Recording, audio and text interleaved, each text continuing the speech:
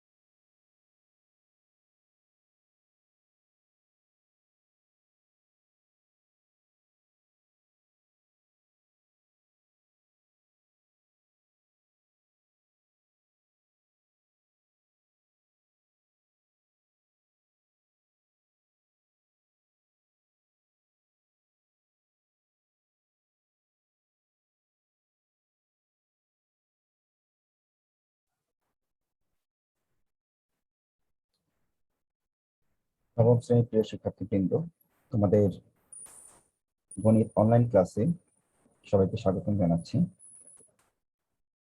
আশা করি সবাই আল্লাহর রহমতে সুস্থ আছো।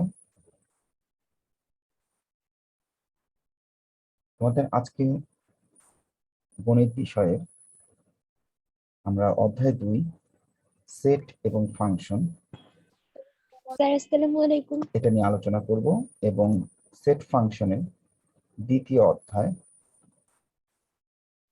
অর্থাৎ অনুশীলনী 2.2 এর গত লেকচারে আমরা অন্বয় বা রিলেশন নিয়ে আলোচনা করেছি।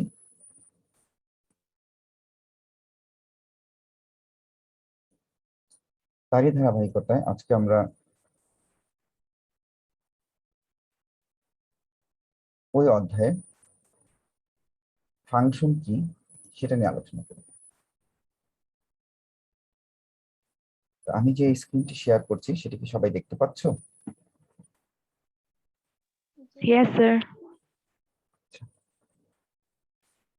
এখানে দেখো, লক্ষ্য করে ফাংশন।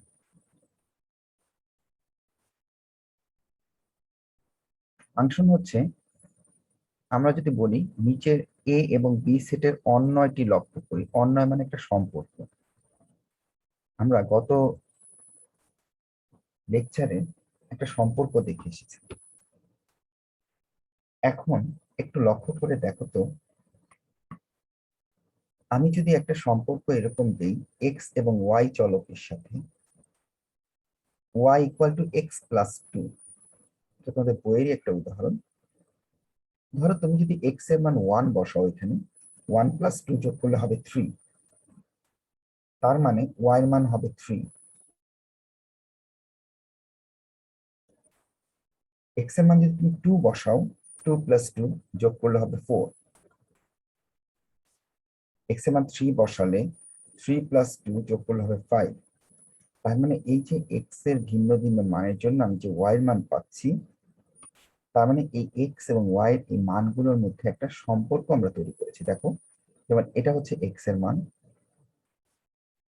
এটা হচ্ছে ওয়াই এর মান।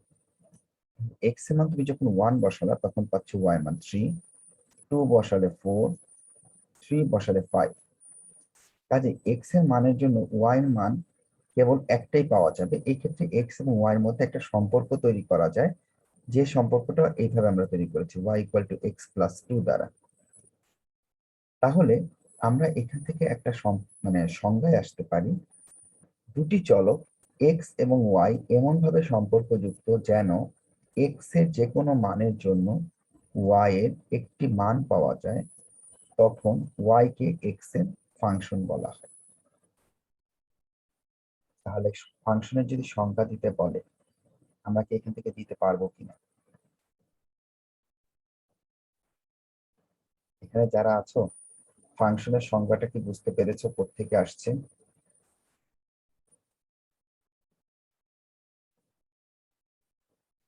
জি স্যার।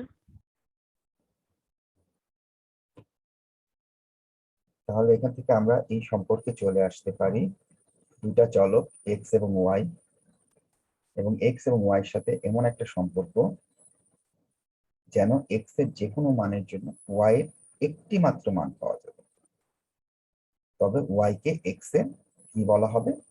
ফাংশন বলা হবে। ফাংশনকে সাধারণত Y, F of X, G of X অথবা বড় হাতের এফ অফ এক্স দ্বারা প্রকাশ করা হয়। এখন আমি যদি বলি y equal to x square minus 2x plus 3, এটাও কিন্তু একটা ফাংশন, এটাও একটা ফাংশন। এখন এই যে ফাংশন যেটা দেয়া আছে y equal to x square minus 2x plus 3, এই ফাংশনটাতে x এর যে কোনো মানের জন্য y এর একটি মাত্র মান পাওয়া যাবে। তুমি দেখো এখানে x এর মান 1 বসাও, তুমি y এর একটা মান পাবা। x মান 2 বসাও, y এর মান পাবা। তার মানে x এর একটা মানের জন্য তুমি y এর একটা মান পাচ্ছ। তাহলে তুমি কার মান বসাচ্ছ? নিশ্চয়ই x এর মান বসাচ্ছ। সেই x এর মানের উপর নির্ভর করছে y এর মান। এই জন্য যখন কোনো ফাংশনে দুটা চলক থাকবে, একটা x এবং y, তার মধ্যে একটা হবে স্বাধীন চলক, একটা হবে অধীন চলক। তুমি যার মান বসাচ্ছ অর্থাৎ x এর মান বসাচ্ছ, তাই x হচ্ছে স্বাধীন চলক। আর এই x এর মান বসানোর ফলে তুমি y এর মান পাচ্ছ, তাই y হচ্ছে অধীন চলক। তাহলে আমরা এখান থেকে স্বাধীন চলক এবং অধীন চলক কি তার সংজ্ঞা পেয়ে গেলাম। তাহলে এখান থেকে আমরা ফাংশনের সংজ্ঞা শিখলাম, বা ফাংশন কি। আমি আবারও বলে দিচ্ছি, দুটি চলক এক্স ও ওয়াই এমন ভাবে সম্পর্কযুক্ত যেন এক্স এর যে কোনো একটি মানের জন্য ওয়াই এর একটি মান পাওয়া যায়, তখন ওয়াই কে এক্স এর ফাংশন বলা হয়। এটা হচ্ছে ফাংশনের সংজ্ঞা। দেন স্বাধীন চলক কে, অধীন চলক কে, এই দুটা জিনিস বা দুটো অংশ মাথায় রাখতে হবে। আশা করি এতটুকু পর্যন্ত তোমরা বুঝতে পেরেছো। কারো কোনো প্রশ্ন আছে কিনা? খুব দ্রুত প্রশ্ন করবা যদি কারো প্রশ্ন থেকে থাকে। ফাংশন এবং ফাংশনের সংজ্ঞা, স্বাধীন চলক, অধীন চলক কি। তাহলে ফাংশন হওয়ার জন্য পূর্ব শর্ত হচ্ছে একটি অন্বয় বা সম্পর্ক, এবং এই সম্পর্ক তৈরি করার পরে আমরা বলতে পারবো এদেরকে যদি আমি একটা নির্দিষ্ট সম্পর্ক যুক্ত কোনো চলক দ্বারা প্রকাশ করতে পারি, তখন সেটা হয়ে যাবে ফাংশন। তাহলে লক্ষ্য করে দেখো, এই যে আমরা একটু আগে 1 এর সাথে 3, 2 এর সাথে 4, 3 এর সাথে 5, এটা হচ্ছে একটা সম্পর্ক। এই সম্পর্কটাকে যখন আমরা চলক আকারে অর্থাৎ y equal to X plus 2, অর্থাৎ একটি স্বাধীন চলকে একটি অধীন চলকের আকারে আমরা প্রকাশ করতে পারি, তখন আমরা বলতে পারবো সেটা একটা ফাংশন।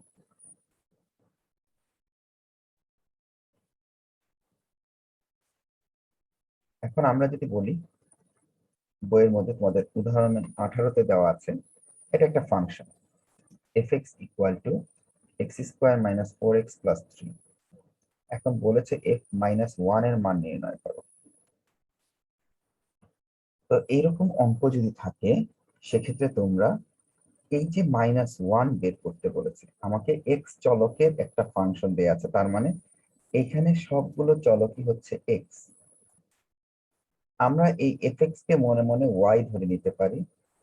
তাহলে দেখো লক্ষ্য করে, এটা হচ্ছে এক্স হচ্ছে আমাদের স্বাধীন চলক, আর এক্স এর উপর ডিপেন্ড করে স্পেসে হচ্ছে ওয়াই এর মান, তাই ওয়াই হচ্ছে এখানে অধীন চলক।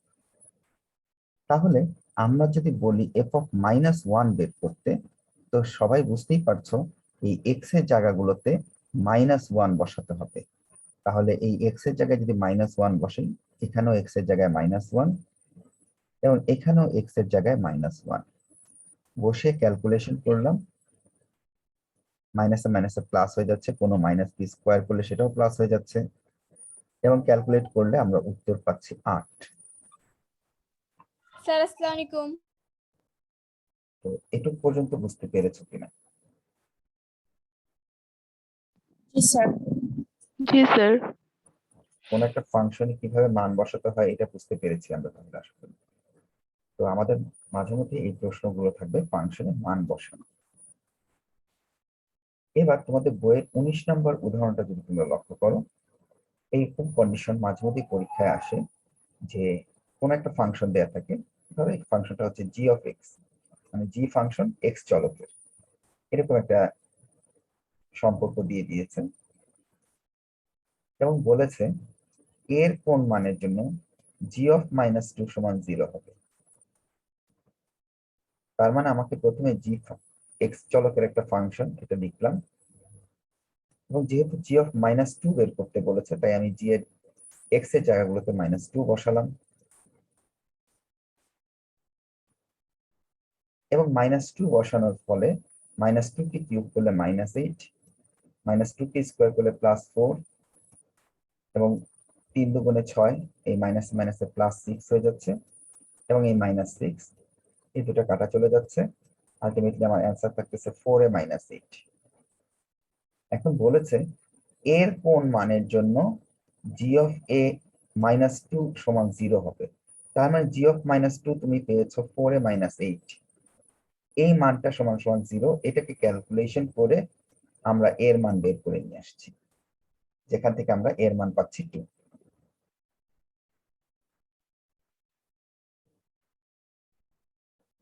তো এই অঙ্কগুলো উদাহরণে করে দেয়া আছে, আমি উদাহরণের অঙ্কগুলোই বুঝিয়ে দিচ্ছি, পরবর্তীতে এই নিয়মের অনুশীলনের অঙ্কগুলো নিয়ে আমরা আলোচনা করব।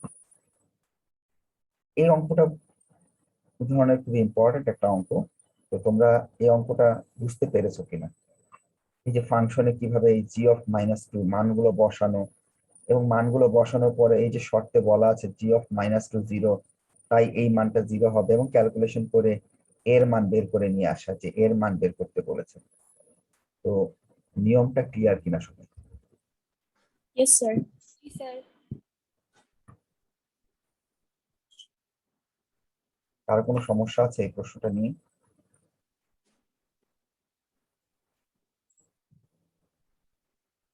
তো আশা করি কারো কোনো সমস্যা নেই, আমরা সামনে একটু অগ্রসর হই। আমাদের এরপরে যেটা থাকে সেটা হচ্ছে একটা ফাংশন আমরা শিখেছি। তো ফাংশনের ডোমেইন, রেঞ্জ অথবা কোন একটা রিলেশন থেকে অন্বয় থেকে কিভাবে আমরা ডোমেইন এবং রেঞ্জ নির্ণয় করতে পারি, সেই জিনিসগুলো আমরা একটু দেখবো আজকে। প্রথমে আমরা অন্বয় থেকে যদি চিন্তা করি, কোনো অন্বয়, অন্বয় মানে একটা রিলেশন, আমরা গত ক্লাসে পড়ে এসেছি মানে যতগুলো রিলেশন বা অন্বয় থাকে তারা ক্রমজোড় আকারে থাকে, অর্থাৎ জোড়ায় জোড়ায় থাকে। তাহলে আমরা যদি বলি কোনো ক্রমজোড়ের বা কোনো অন্বয়ের ক্রমজোড়ের প্রথম উপাদানগুলোর সেটকে বলা হয় ডোমেইন, এবং দ্বিতীয় উপাদানের সেটকে বলা হয় ওই অন্বয়ের রেঞ্জ। তাহলে আমরা অন্বয় করতে গিয়ে সবসময় দুইটা সেট নিয়ে কাজ করেছিলাম। তাহলে এ এবং বি সেট, এবং এদের মধ্যে যদি আমরা কার্টেসীয় গুণজ করি, তাদের যে উপসেট গুলো পাবো সেই সকল উপসেট গুলো মানে ক্রমজোড়ের উপসেট গুলোই হবে আমার অন্বয়। তাহলে এই অন্বয়কে আমরা এভাবে প্রকাশ করতে পারি, আর এটা কার উপসেট হবে? এ ক্রস বি এর উপসেট হবে।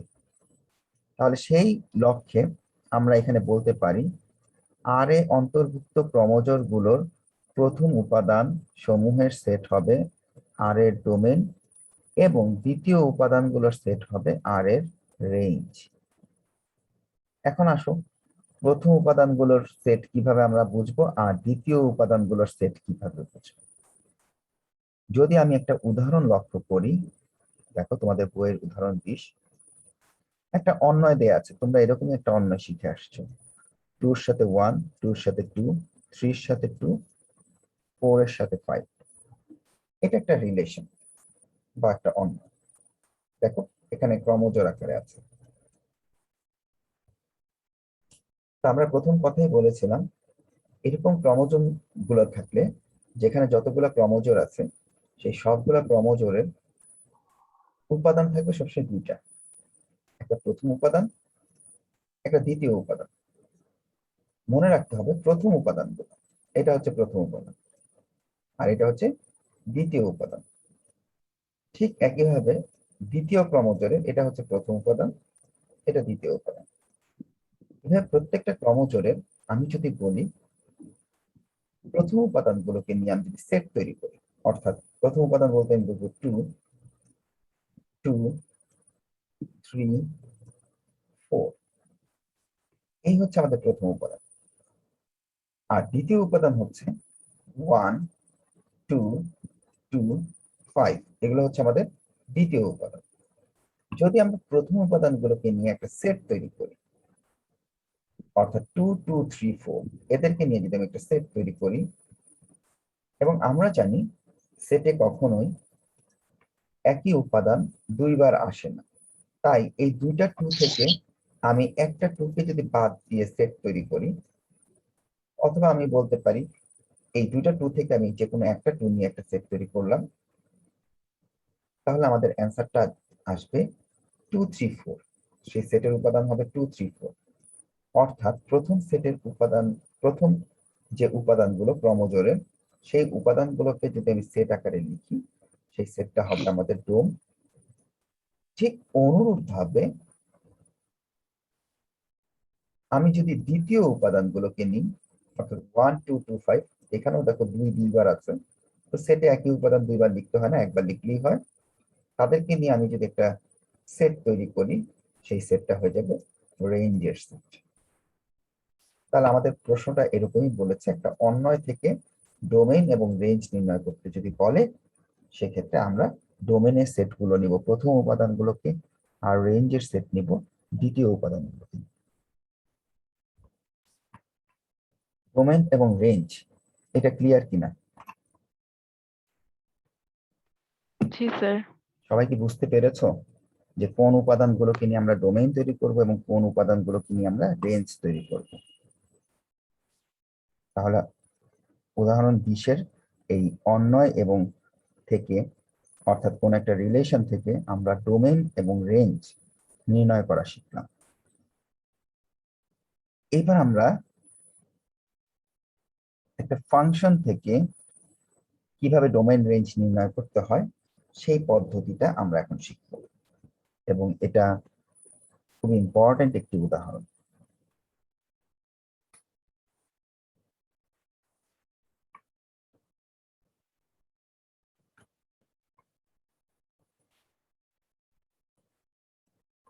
সবাই একটু উদাহরণটা লক্ষ্য করো। এই উদাহরণটায় যেটা দেয়া আছে একটু লক্ষ্য করলে তোমরা বুঝবে। এখানে তিনটা সেট দেয়া আছে, একটা সেট দেয়া আছে, সরি, এখানে সেটটা দেয়া আছে এরকম, এ একটা সেট যার উপাদান সংখ্যা 4টা,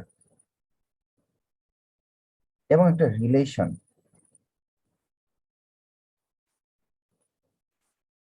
দেখো রিলেশনটা এরকম একটা ক্রমজোড় আকারে থাকে, আমরা জানি রিলেশন সবসময় ক্রমজোড় আকারে থাকে, যেখানে এক্স হবে প্রথম এ সেটের উপাদান এবং ওয়াইও হবে এ সেটের উপাদান। দেখো তার মানে এই ক্রমজোড় গুলো সবসময় এরকম হবে, এক্স ও এ সেটে বিদ্যমান, ওয়াইও এ সেটে বিদ্যমান, এরকম একটা ক্রমজোড় নিয়ে আমরা গঠন করব, এবং যেখানে Y equal to X plus 1 সবসময় এরকম থাকবে।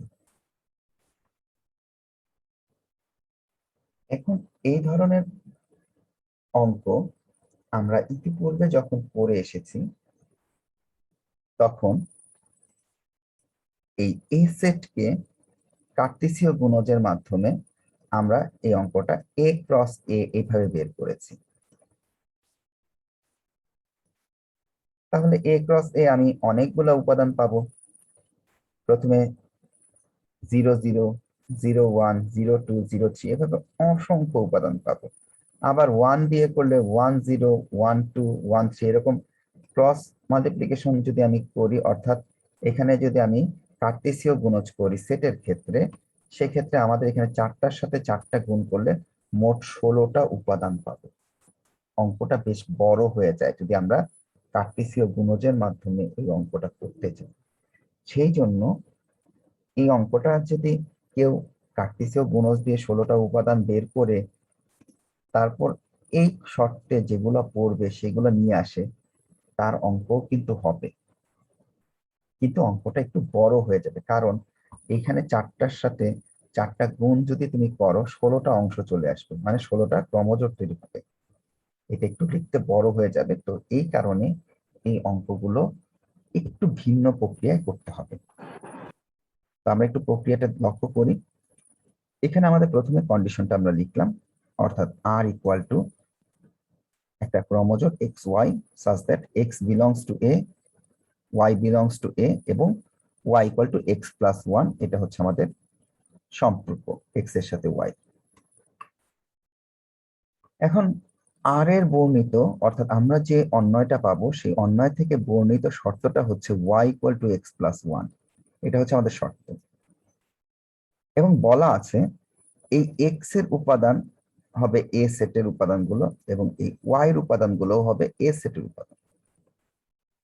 এখন আমরা যদি এই এক্স এর মানগুলো যদি এ সেটের এই উপাদানগুলো চিন্তা করি 0 1 2 3, সেই মানগুলো যদি আমি এখন এখানে একটা বক্স তৈরি করে এক্স এর মান 0 1 2 3 কোত্থেকে এই উপাদানগুলো আসলো আশা করি তোমরা বুঝতে পেরেছো। কেন এক্স এর এই 4টা উপাদান নিলাম, কারণ বলাই আছে এক্স বিলংস টু এ, তাই। এবং এখানে যদি আমি এই এক্স এর মানগুলো 0 বসাই, দেখো 0 আর 1 যোগ করলে কি হবে, নিশ্চয়ই 1 হবে।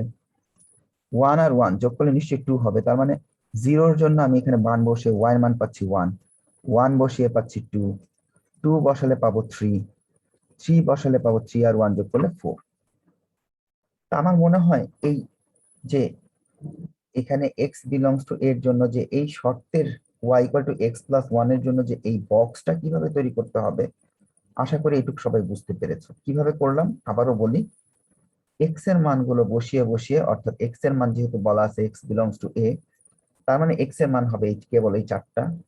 সেই 4টা মান বসিয়ে এই সম্পর্ক থেকে ওয়াই এর মান বের করে নিয়ে আসলাম।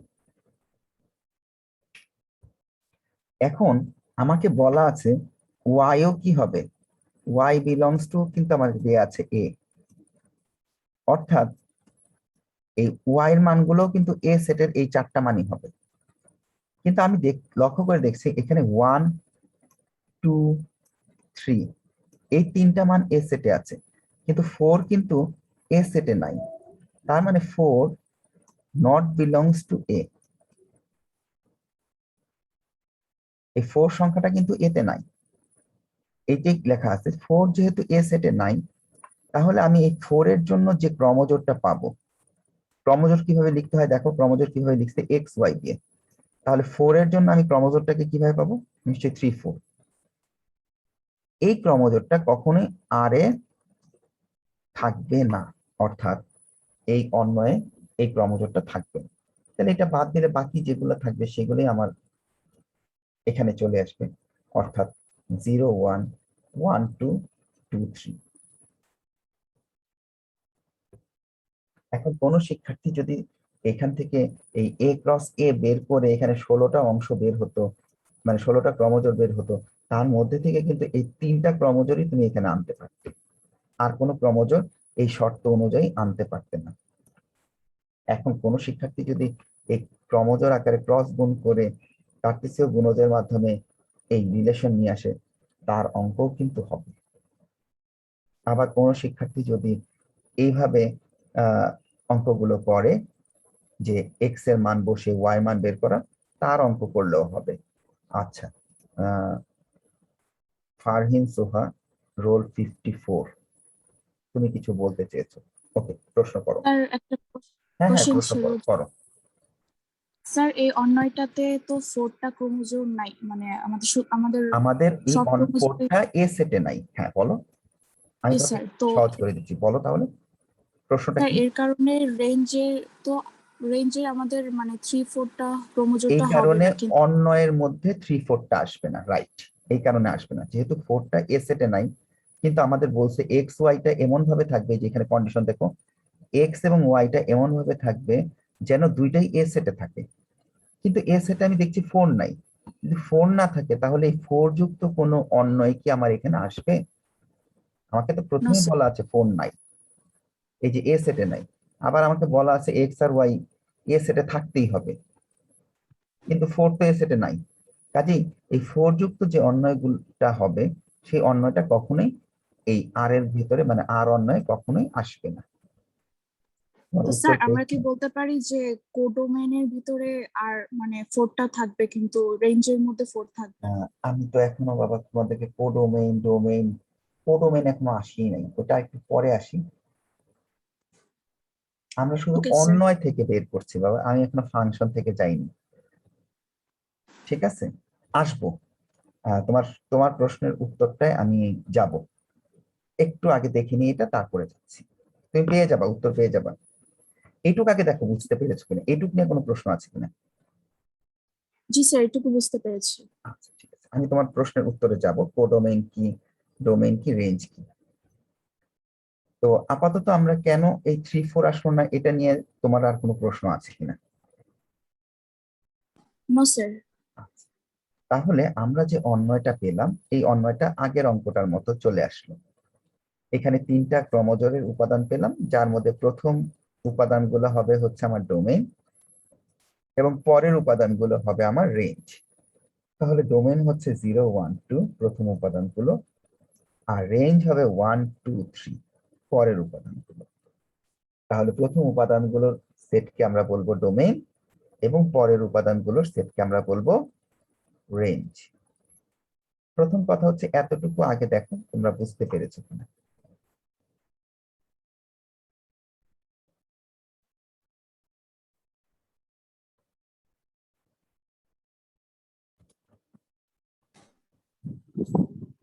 জি স্যার, বুঝতে পেরেছি। এইটুকু নিয়ে কারো কোনো প্রশ্ন থাকলে করতে পারো। এটা নিয়ে কারো কোনো প্রশ্ন থাকলে করতে পারো। প্রথম অংশটুক নিয়ে কারো কোনো যদি প্রশ্ন থাকে তোমরা পড়ো।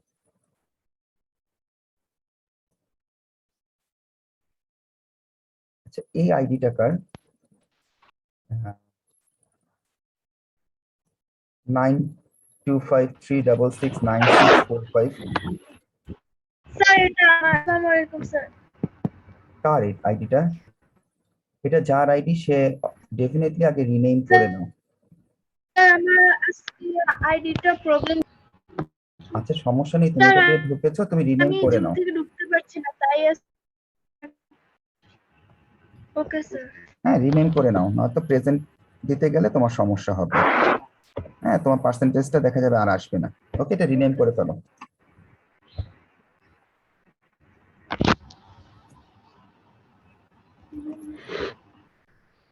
তো আমরা আমাদের পরবর্তী অংশে চলে আসি। এটা আমাদের একটা বইয়ের কাজ চলে আসতেছে। লক্ষ্য করে দেখো, এখানে তোমার একটা অন্যয় দেয়া আছে, -38, -23, -10, 01, 1023। তাহলে প্রথম উপাদানগুলোর সেট হবে আমাদের, যদি আমি সেট আকারে লিখি প্রথম উপাদানগুলোকে নিয়ে, সেটা হবে আমার ডোমেইন। আর দ্বিতীয় উপাদানগুলোকে যদি আমি সেট আকারে লিখি, তাহলে সেটা হবে আমার রেঞ্জ। তাহলে তোমাদের যে কাজের যে অঙ্কটা দেয়া আছে প্রথম, যে এই অন্যয়টা থেকে ডোমেইন এবং রেঞ্জ নির্ণয় করা, তো এটা নিয়ে কারো কোনো আশা করি সমস্যা থাকার কথা না। সবাই কি অঙ্কটা বুঝতে পেরেছো? কোনটা ডোমেইন হবে কোনটা রেঞ্জ হবে, এরকম অন্যয় দেয়া থাকলে পারবে সবাই? জি স্যার। স্যার ওকে,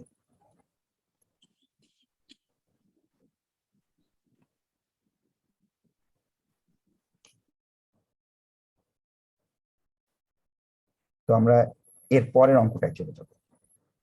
এটা তোমাদের বইয়ের দ্বিতীয় কাজ, অর্থাৎ পৃষ্ঠা 35-এর একটা কাজের অঙ্ক। এই অঙ্কটা আর একটু আগে আমরা যে অঙ্কটা করলাম অনেকটা সেম। একটু অঙ্কটার দিকে একটু লক্ষ্য করো সবাই।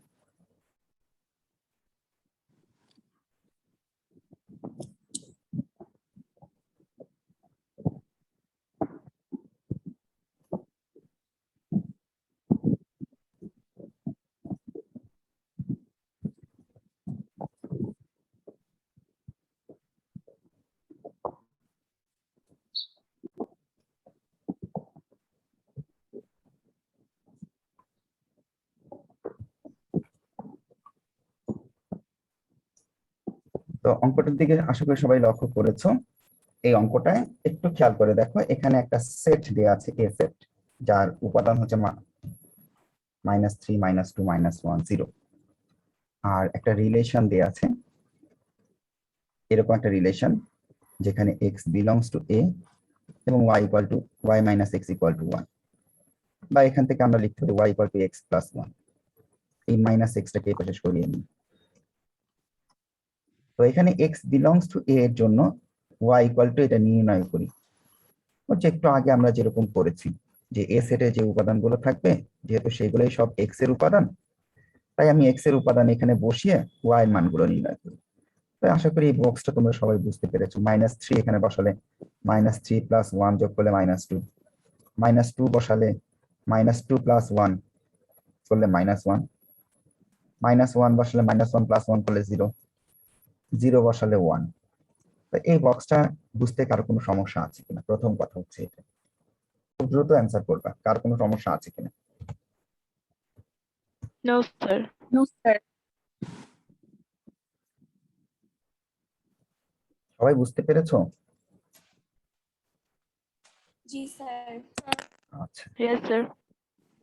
তাহলে এই বক্সটা বুঝতে কারো কোনো সমস্যা নেই। আচ্ছা, যদি এই বক্সটা আমরা বুঝে থাকি, তাহলে আশা করি এখান থেকে আমরা এই সম্পর্কটা নিয়ে আসতে পারছি। -3 টু -2 -1 -1 0 0 1। এখন দেখো তো, এই সম্পর্কটার মধ্যে আমি যে y এর মানগুলো পাচ্ছি, x এর মান তো আমি এই a সেট থেকে নিয়েছি, কাজে x আর দেখার দরকার নেই। এখন দেখি তো y তে যে অংশগুলো পেয়েছি, অর্থাৎ -2, দেখি তো এখানে a সেটে আছে কিনা। -1 এটা a সেটে আছে কিনা, 0 এটা a সেটে আছে কিনা, আছে না? Yes, sir. জি স্যার। আচ্ছা, কিন্তু 1 কি a সেটে আছে? স্যার। এই 1টা কি a সেটে আছে? No, sir. তাহলে 1 তো a সেটে নেই। যদি 1 যদি a সেটে না থাকে, তাহলে কি আমার এই অন্যের মধ্যে এটা কি আসবে? 0 1 No, কি sir. অন্যতে আসার কথা? স্যার। তাহলে এটা কিন্তু অন্যতে আসবে না। তাহলে এই কথাটা এখানে কিন্তু লিখতে হবে, যেহেতু এখানে লিখতে হবে 1 not belongs to a set. এই কথাটা কিন্তু লিখতে হবে, এখানে কিন্তু বলা আছে x বিলংস টু a। আচ্ছা, y এর কি কোনো কন্ডিশন দেয়া আছে প্রশ্নে? একটু লক্ষ্য করে দেখো তো, এখানে স্যার, y কি কোনো কন্ডিশন y দেয়া আছে? y কোনো কন্ডিশন দেয়া নেই। যেহেতু y কোনো কন্ডিশন দেয়া নেই, তাহলে এটা চলে আসবে এই সেটটা। একটু লক্ষ্য করো, এই অঙ্কটা কিন্তু একটু ব্যতিক্রম অঙ্ক।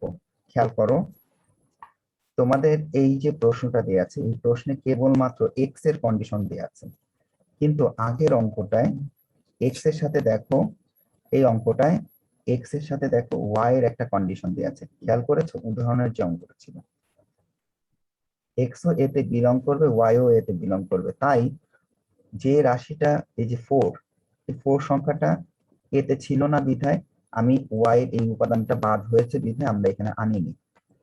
কিন্তু এই অঙ্কটায় লাস্ট যে অঙ্কটা আমরা করলাম, অর্থাৎ আমাদের যে কাজের অঙ্কটা আছে বইয়ের, এই কাজের অঙ্কে কিন্তু x এর সাথে কেবল সম্পর্ক দিয়েছে। খেয়াল করো, স্যার। y এর সাথে কোনো সম্পর্ক স্যার। দেয়নি। ক্লিয়ার? আমার কথাটা বুঝতে পারছো? এখানে কেবল বই এক্স এর X, Y সম্পর্ক দিয়েছে, ওয়াই কোনো সম্পর্ক দেয়নি। ঠিক আছে, হ্যাঁ কেউ কোনো প্রশ্ন করবা, কিছু বলতে স্যার চাইছো? বই X, Y দোনোটাই belongs to A লেখা। এক্স ওয়াই দুইটাই বিলংস টু রেখা। আচ্ছা ঠিক আছে, বইতে যেটা আছে ওটা বাদ দাও, তুমি আমারটা আগে চিন্তা করো। আমার এই প্রশ্ন মনে করে এটাই আসছে, এখানে কেবল এক্স এর রিলেশন দেয়া আছে, ওয়াই কোনো রিলেশন দেয়া নেই। সেই ক্ষেত্রে আমি কি করব? সেক্ষেত্রে আমার এই সম্পর্কটা আসবে। কথা কি বুঝতে পারছো সবাই? জি স্যার। জি আচ্ছা, স্যার। কিন্তু যদি তোমাদের যদি বইয়ের তে এটা দেয়া থাকে এক্স ও বিলং করে এতে, ওয়াই ও বিলং করে এতে, সেই ক্ষেত্রে এই অংশটা আসবে না। তাহলে প্রশ্নের উপর ডিপেন্ড করছে আমি এটাকে আনবো কি আনবো না।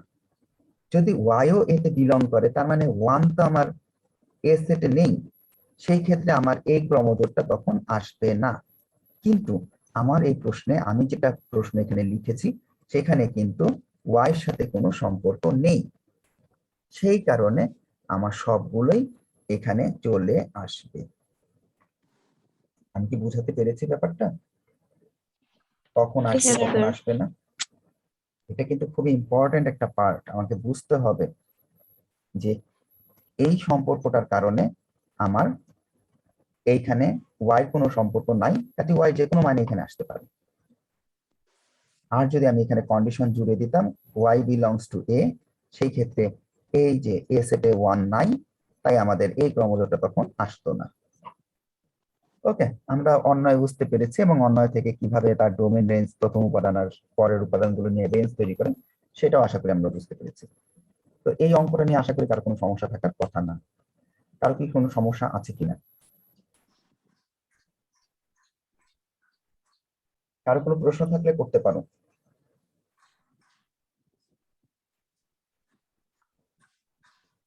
কারো কোনো প্রশ্ন নেই?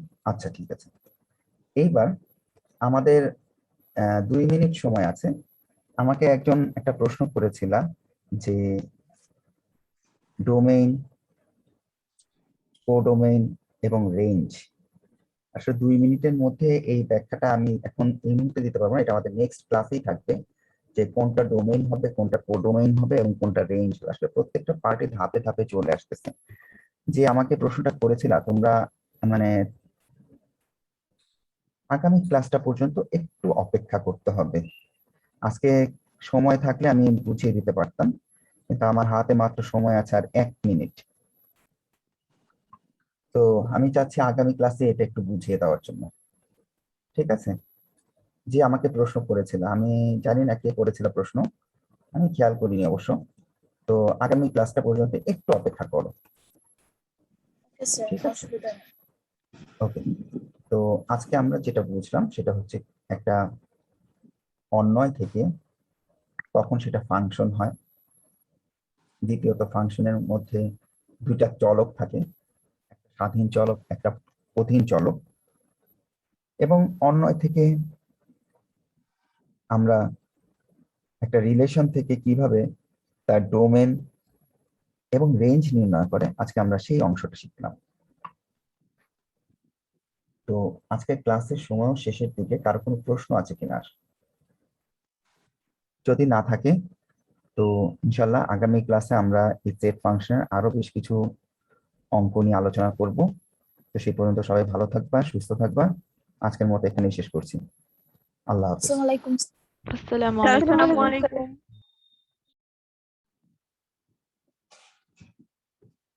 আসসালামু আলাইকুম।